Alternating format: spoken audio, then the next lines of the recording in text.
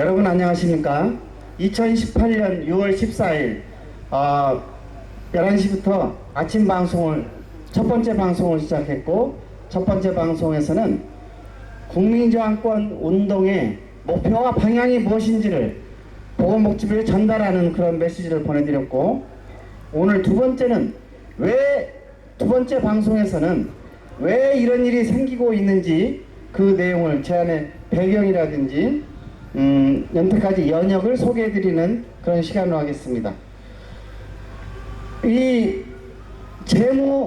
비영리 재무회계 규칙을 보건복지부가 위헌적으로 민간 장기요양 기관에게 의무적으로 강제 적용시키는 의도가 무엇인지 그 내용을 잘 알고 계셔야 됩니다. 현재 보건복지부는 장기요양 기관의 공공성 확보, 민간기관의 참여 확산을 위한 경제 심화로 발생하는 부정수급의 확대 방지, 공적 자금으로부터 급여 수가를 받고 있는 장기요양 운영의 재정 투명성 확보 등을 이유로 민간 장기요양기관에도 비영리 재무회계 규칙 적용을 강제화하고 있는 것입니다. 이 재무회계 규칙을 적용시킨 몰상식한 보건복지부의 연역은 2012년 8월 이후부터 노인요양시설은 사회복지법인 및 사회복지시설 재무회계 규칙을 준수하도록 의무화하고 있고, 2018년 5월 30일 이후 재가장기요양기관은 장기요양기관 재무회계 규칙을 의무적으로 준수하도록 강제화하고 있습니다. 이는 2018년 3월 30일 공표된 장기요양기관 재무회계 규칙이 이를 말해주고 있는 것입니다. 이에 비해서 재활단체들이 반대하는 배경은 무엇입니까? 이러한 과정에서 2012년 8월 이후 지난 6년 동안 장기요양기관의 비영리 재무회계 규칙 반대운동은 일개 사단법인 단체를 제외한 모든 민간장기요양 재활단체와 지역시설협회 등을 중심으로 극렬하게 전개되어 왔으며, 그 사유는 헌법 제119조 및 제126조에 보장된 사형기업으로서의 민간장기요양기관이 절대적으로 받아들일 수 없는 치명적인 문제점이 존재하는 것입니다. 그걸 몇 가지로 구분하여 보면, 국가, 즉 보건복지부는 신뢰성을 상실한 대국민 사기극을 벌인 것입니다. 두 번째, 헌법 제119조와 제126조 사형기업의 경영간섭 배제 원칙을 위반하는 위헌성이 상존하는 것입니다. 세 번째, 국민건강보험이라는 사회보험료로 급여 수가를 지급받고 있는 병의원과의 비형평성이 존재하는 것입니다.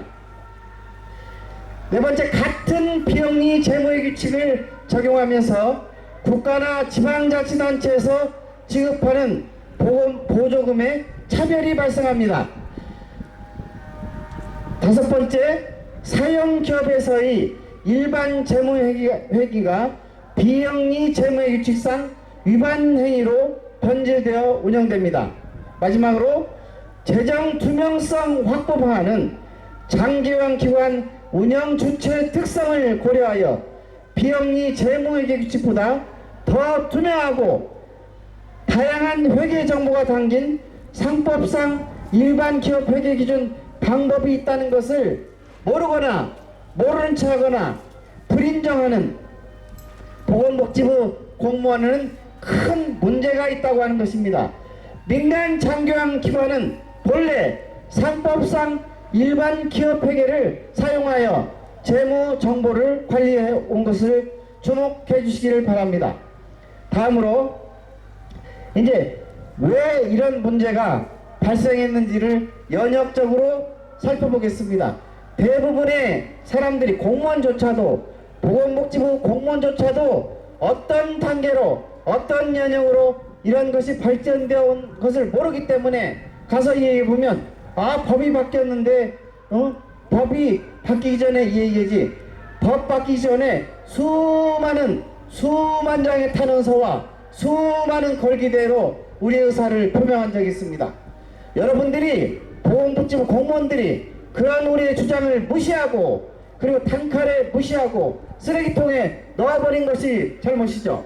자, 비영리 재무규칙 준수 강제와 연역을 살펴보면 2008년도 분명히 민간 장교양 기관 운영자는 수익사업자로 출범하였습니다.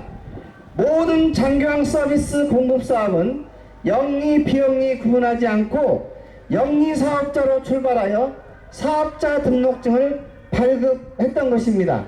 여기서는 부가세 면세 사업자로서 소득세 3.3%를 원천 징수하고 나머지는 수익으로 가져갈 수 있었습니다.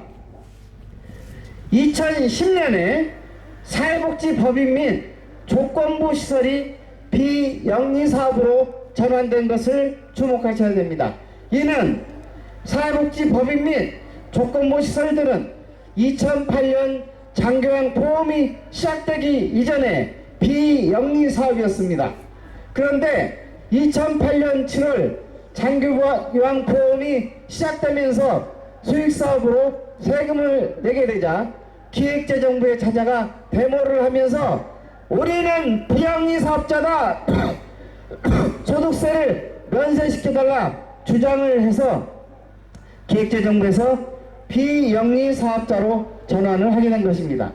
그래서 법인세법 시행령 제2조 2011년 11월 1일에 사회복지 법인 및 조건부 시설들은 의사 법인의 자격인 고유번호증을 발부받아서 세금을 소득세 3.3%를 면제받게 된 것입니다.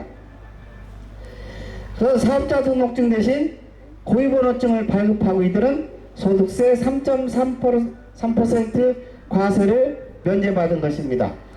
2011년 보건복지부는 사회복지법인뿐만 아니라 조건부 시설에게 비영리로 만든 다음에 민간 장교양 전체를 비영리화하기 위해서 2011년 사회복지사업법을 개정했습니다. 2011년 노인복지법상 설치한 모든 기관들을 사회복지시설로 편입하는 사회복지사업법을 개정하게 되었습니다. 2012년 사회복지법인 및 사회복지시설 재무의 규칙을 개정해서 2012년 8월 기존 사회복지법인 및 사회복지법인 재무회계 규칙을 적용받는 사회복지법인 외에 모든 노인복지법상 설치 장교양 기관에게 비영리 재무의 규칙 적용을 확대하기 위해 사회복지법인 및 사회복지시설 재무의 규칙을 개정하게 된 것입니다. 그리고 이 규칙을 새로 바뀐 규칙을 모든 민간 장교양 기관에게 적용시키는 구실로서 2013년 소득세법을 개정했습니다. 2013년 2월 15일 소득세법 시행령 제36조로 장교양 기관을 운영하는 개인의 소득세 3.3% 과세를 면제하는 세법을 개정하고 개인이 가지고 있는 사업자 등록증을 비영리 사업임을 증명하는 고유번호증으로 강제 전환시켰습니다. 그래서 왜 고유번호증으로 전환시키냐고 보건복지부에 문의하면 그것은 보건복지부 사안이 아니고 국세청 사안이기 때문에 국세청에 가서 물어보라고 팔fem을 하고 있는 비겁한 보건복지부이죠. 보건복지부 공무원들은 장관부터 국장, 과장, 주무관, 직원들까지 모두 비겁한 사람들이라고 사람들이 말하고 있습니다. 왜 비겁한 사람들이라고 바로 말하지 않냐? 또 명예훼손죄에 걸릴 수 있기 때문에 조심해서 말하는 것인가요? 네. 2012년부터 2018년엔 민간 장교양 기관들이 전국적으로 비영리 재무의 규칙을 만드는 것을 반대해 왔습니다.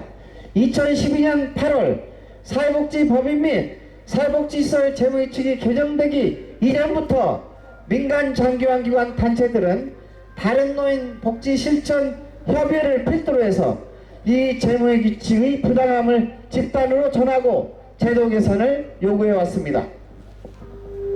하지만 보건복지부는 이를 깡그리 무시하고 2014년 1월부터 동재무규칙을 실시하고자 어용단체인 한국노인장기관협회 주관으로 재무회계교육을 전국적으로 실시하고자 했으나 민간 장기관기관 단체의 집중적인 반대로 무산된 바 있습니다.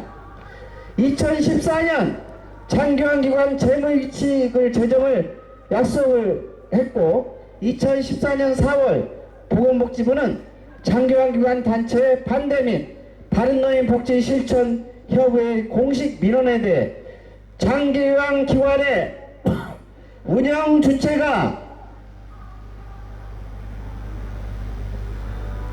국가, 지방자치단체, 비영리기관, 사회복지법인, 개인, 영리법인 등으로 다양하여 획일적으로 한 가지 재무규칙을 적용하는 것은 문제가 있다고 하여 장기관기관의 특성을 고려한 재무회계규칙을 제정하겠다고 약속을 하여 요즘 문제가 되는 장기관기관 재무규칙 제정이 출발된 것입니다.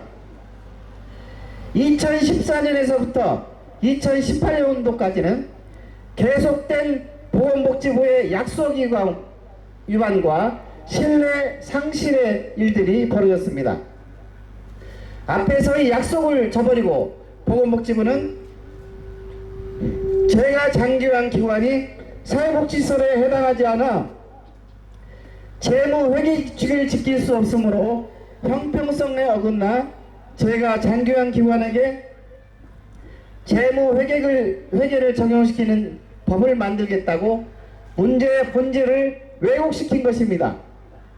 노인복지법과 장기관법의 이원화로 노인요양시설과 제가 장기관 기관에 모두 적용되는 장기관 기관 재무회계규칙을 만들기 어려워 일단 장기관보험법에 설치된 제가 장기관 기관에 적용하는 규칙 제정을 위한 노인장기관법 개정안을 추진하였고 개정 법안에 기존 법안보다 더 규제가 강화된 악법이 포함되어 있다는 이유로 민간 장기관 기관 및 단체들이 반대하여 2016년 5월까지 1년 6개월 동안 법사위에 계류되었으나 제19대 국회 회기 마지막 날 법사위 제2소위 더불어민주당 간사의 농간으로 순서 바꿔치기를 통해 개정 법안을 날치기 통과시켰고 2016년 5월 30일에 이를 공표하게 된 것입니다.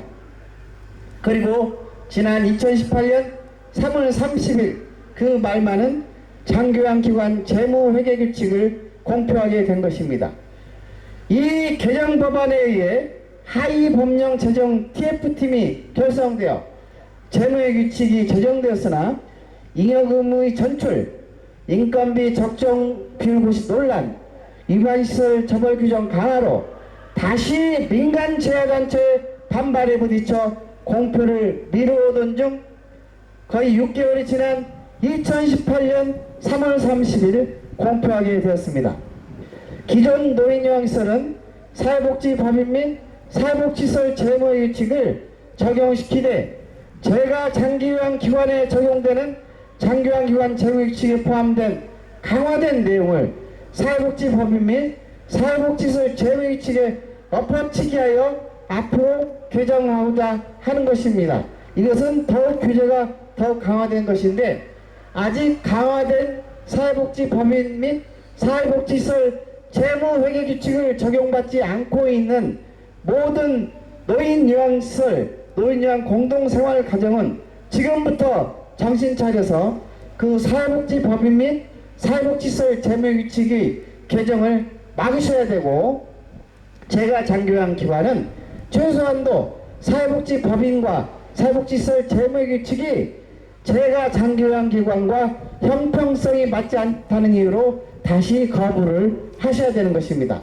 자, 두 번째 시간 2018년도 6월 14일 두 번째 국민저항 알자지라 방송에서는 제안의 배경, 지금 방송의 배경으로서 보건복지의 의도나 재무규칙 연역, 제안단체 반대 배경에 대해서 설명드리고 비영리 재무규칙을 준수하는 강제화 연역이 무엇인지를 설명드렸습니다. 이를 잘 참고로 하셔서 국민저항 알자지라 방송이 진행되면서 왜 민간 장교양 단체가 이렇게 극렬히 반대하신지를 잘 이해를 하시고 국민 스크럼 네트워크에 참여하셔서 보건복지부가 오만한 복지 행정을 하지 않도록 모두 참여하고 모두 지지하고 모두 각성을 하시고 그것에 가장 중요한 것은 보건복지부의 빌미를 주지 않도록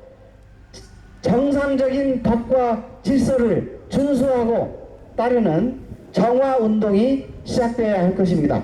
오늘 두 번째 방송 여기서 마치겠습니다. 잠시 오후 12시 50분부터 세 번째 방송이 시작되겠습니다. 자, 잠시 음악 들으시겠습니다.